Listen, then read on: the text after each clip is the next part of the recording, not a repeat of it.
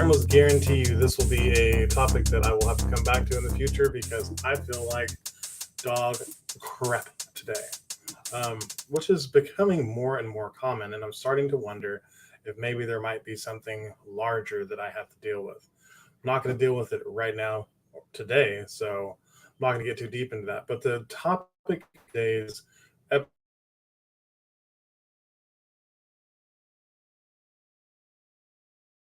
impulsive as a positive and not only trait, but as an identifying characteristic. It is being impulsive has become part of my identity.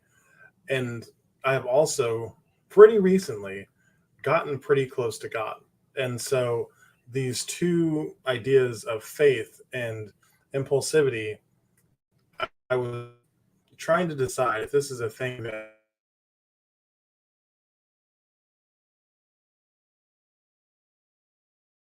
that a little bit on today's episode. But first, let's catch up. In the last week, since we last spoke, my body feels like it's falling apart. Like I'm doing all of the things that I've been committed to doing.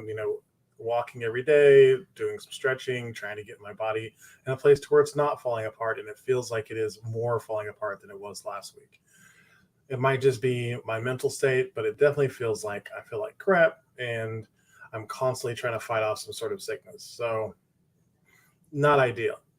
Doesn't mean that I don't see that there is a light at the end of the tunnel.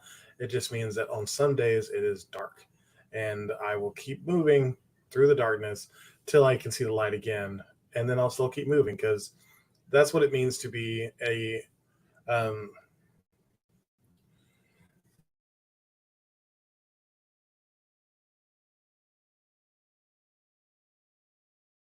you keep doing the things that you know are going to move you towards your goals.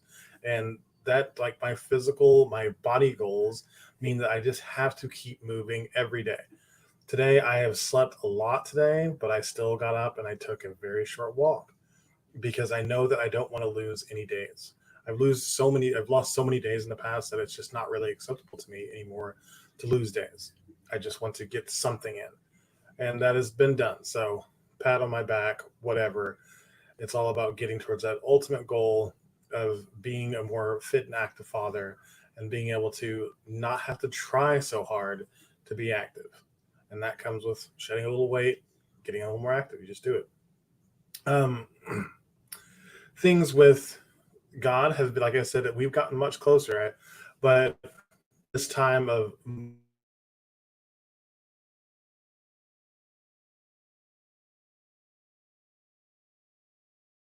to date God, and this is me doing the massive, like, say anything moment of standing outside God's door holding up the radio is taking my family out to move into the wilderness without too much of a plan because we feel like God is calling us out of Oklahoma. So we have moved out of our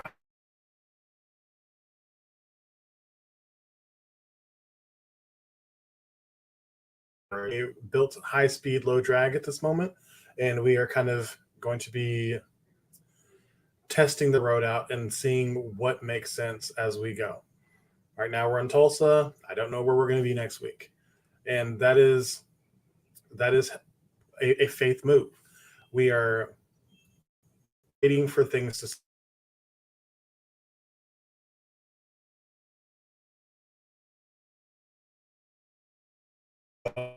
So we're doing it without a plan. I mean, I guess that we do have a plan. The plan is to like listen to God's urging and follow where it feels like we both can agree we're supposed to move. And as exciting as that is, it's still a little scary at times, and we're hoping for some type of direction soon because we're ready to go. There, speaking of which, she was just here. Um, so, but it's been a little harder to feel as close to God because there's been so much going on. Like my morning routine has happened every day, but it has been much less of a morning routine and much more of a like throughout the day getting things done. And so I feel like my mind has been here to get.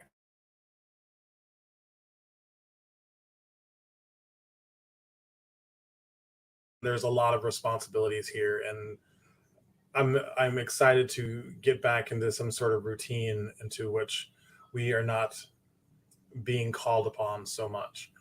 Oh, as much as I enjoy the people and I'm happy to see them, I'm a little spread thin, trying to homeschool, pack, unpack, do all that stuff. Keep some sort of normalcy going for the kids, and also for myself. I don't feel like it's really. We haven't figured it out. We haven't figured it out yet, but it will happen. Right now, Kate and I are finding a new depth in our relationship. We're having to face some things that we have faced before poorly. As a couple, we have it has tended more towards the push each other away whenever stress has happened, has acted as a wedge for us. And we're starting to lean more into being pushed closer by stress. And it's really exciting for me. I don't love the stress, but I love the effect of feeling closer to my wife in those moments, being there for her and supporting her whenever her anxiety is an issue, or whenever there's a lot of pressure coming from her family, being able to support her in a way that before I didn't really do. I wasn't very good at seeing her side of the story.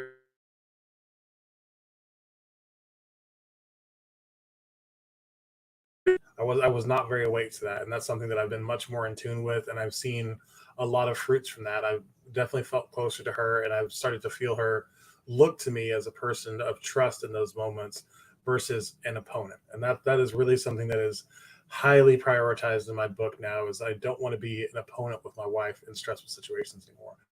I want Team Alexander all the way, and it is looking more and more like that is the case.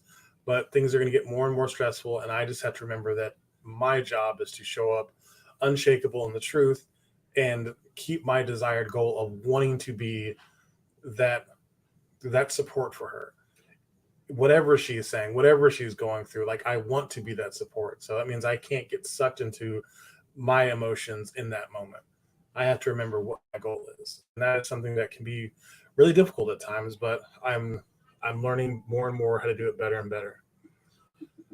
So the business right now is, I've got my clients that I'm currently seeing. Doing that on the road will should be fine, as long as we're not, I'm being proactive about blocking my schedule out when we're actually like actively traveling, because I can't see clients while I'm in the car, traveling with a bunch of kids. That would be professional. But I've got mobile studios set up here. It'll be just as easy to see clients. What has been hard has been switching gears and, like I said, doing the homeschooling, the packing, unpacking, feeling like I'm just not getting my routine done and finding the comfort to get the work done that I'd like to get done. I'm trying to build a new webinar to help bring new leads in that is based on the impulsive philosophy.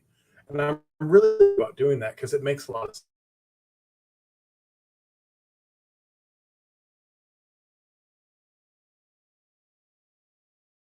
that you're passionate about, like things that truly matter to you, and allowing that to remove a lot of the self doubt and indecision that comes with being ADHD.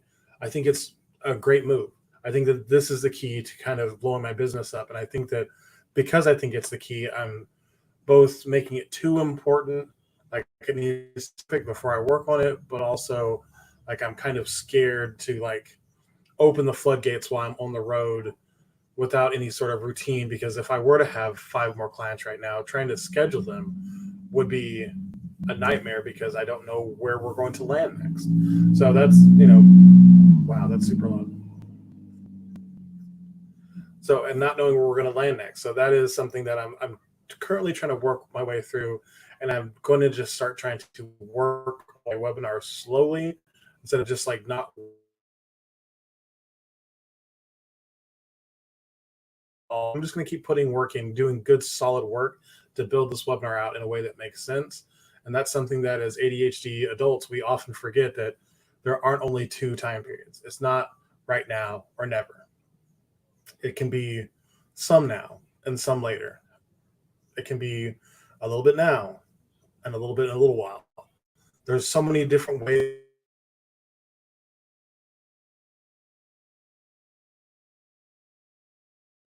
Or we have to do it all, or we're not going to do anything. That, I mean, it's a really toxic mentality for us to have, but we get really entrenched in it. And I know that doesn't work for me in this type of situation.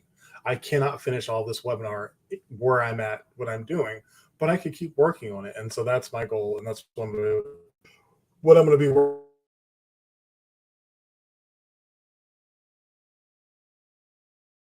Up doing webinars again next week, but I feel like that's probably the right now goal. 2 weeks I feel like is very fair and allows me some time to do it well and then start bringing in clients again, and that's the goal. So anyways, back to today's topic, and this is going to be pretty short. Like I said, I'm probably going to need to do this again because I just want to get, today is like not very, I'm not in it. I do feel better just being here and talking about it, but I'm not super excited to be recording a podcast right now because I'm exhausted. My tonsils are swollen. I feel crappy. I'm wondering, do I have some sort of autoimmune disease that's going to keep me incapacitated for the long term? It's been kind of freaking me out a little bit. So that's something I'm concerned about. But I have faith that God gave me this body for a reason and that there is something I'm supposed to learn from being in this state that I'm in right now. And I think the thing I'm supposed to learn is keep going. Just keep going. Like, I've got this plan in place that is going to help me earn all of the things I've ever wanted in life if I just keep doing the simple things every day. And then your body starts to play tricks on you, your mind starts to play tricks on you and starts to make you quit the plan. It's really important to have faith. But then also, I want to be impulsive. I want to trust my inner voice. I want to trust my gut and my urges. I think that it's really important to understand that these 2 things can coexist. For me, my faith in myself and my faith in God have been strongly intertwined. As I've started to uncover this, is that I have faith in myself because I do feel like God has imbued me with certain talents and gifts and abilities. And so whenever I'm trusting myself, I'm trusting that God gave me the sovereignty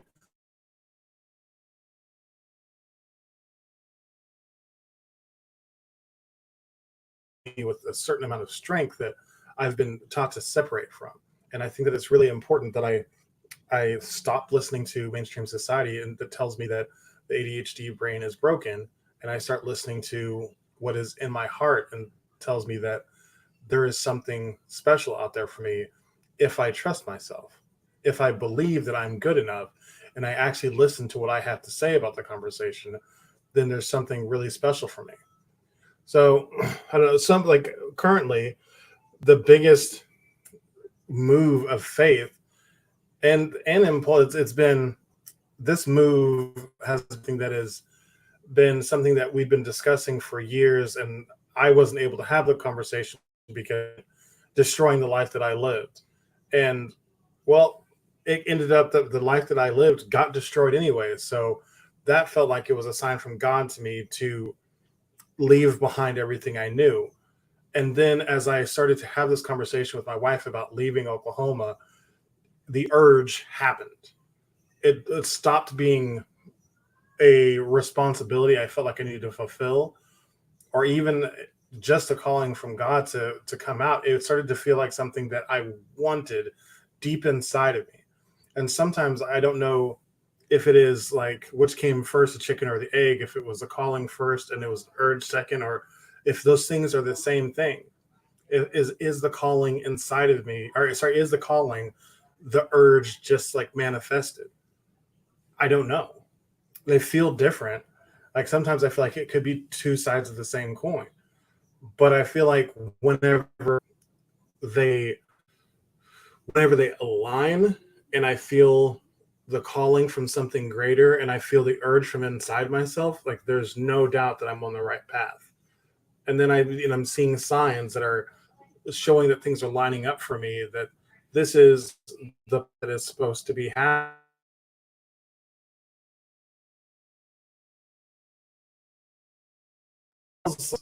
I'm making myself like hyper important to think that God is taking such care to put these signs in my life and to talk to me in that way. But like if I think about what God means to me, and that He is omnipotent and He is all knowing, all seeing, and all being, it doesn't really it doesn't make any sense to put any limits on what His capabilities are.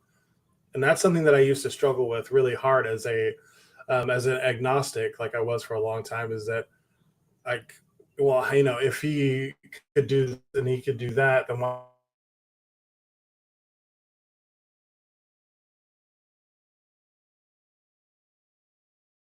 He's able to do anything? But that doesn't mean He's going to do everything.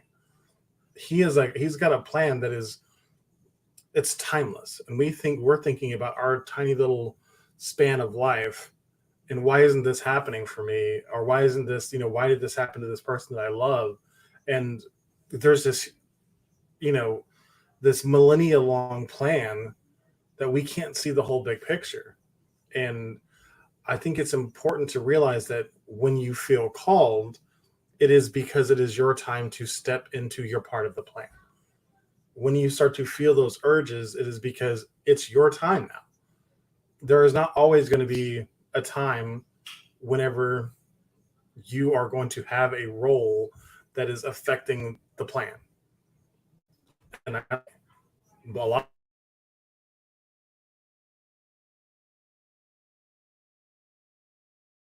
something is stressful as fuck.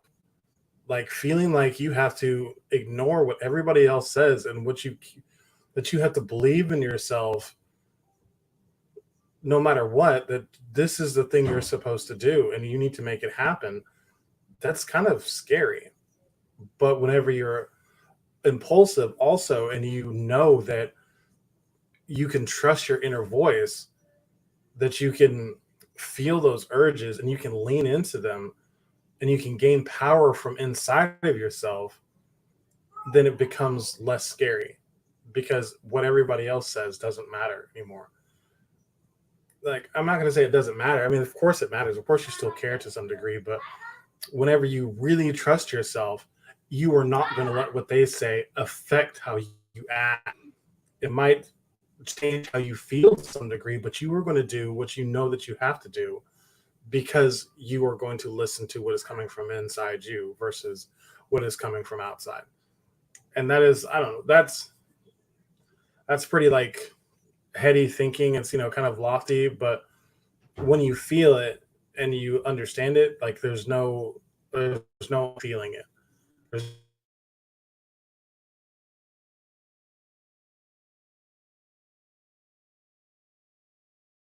12 people who listen to it, because I don't care if they agree with me. I care that I'm listening to what's inside of me, and I'm sharing that because I know there is somebody else who needs to hear it. And the more I get comfortable with, and the more I articulate that, the more people are coming back to me and are commenting and are engaging with and are having conversations with this. And I think that's what's important. Both the people who are talking shit and the people who are taking inspiration from it, it's the conversation that needs to happen. People need to start asking questions about, is this voice inside of me a real thing? Is this urge that I feel, is it this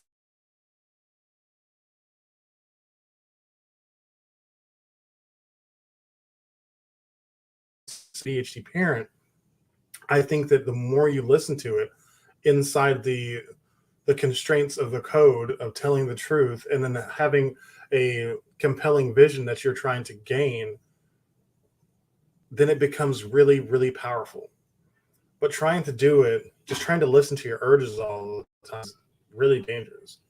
Like, without faith, without structure, then your impulses could easily lead to ruin. And so that is what I've done, is put a structure in place for me to have my shit together before I just go out and live impulsively. I have my body being balanced in business in at all times.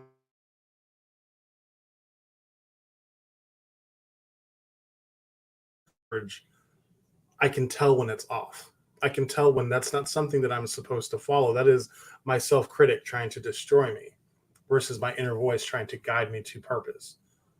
Because they both exist inside you. You know, we have this constant dialogue inside of our head that neurotypicals don't have.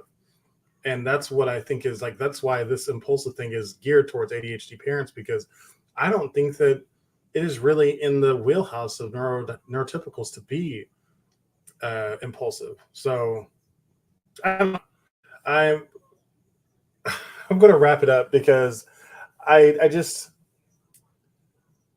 this is all really important stuff to me, but at the same time, I don't want to get too far out there in this format. It's kind of it's something that I just want to introduce this thought to you of, do you have faith and do you listen to your inner voice? Like, that's the question. If you don't have either, why not? And if you are wanting to learn more about listening to your inner voice and living impulsively, then I would love to have a conversation with you. Go to www.impulsive.life/consult and get a free consultation where I will give you at least 3 free strategies to help you start living impulsively. That means to uncover the powerful potential inside you, where you are able to release the regret, fear, shame, and guilt that have been bred into you for being an ADHD person, and learn to live with power and potential. That's it for today. We're going to wrap it up there. It's not making a whole lot of sense. I feel a little sick, but that's today's show. Bye, everybody.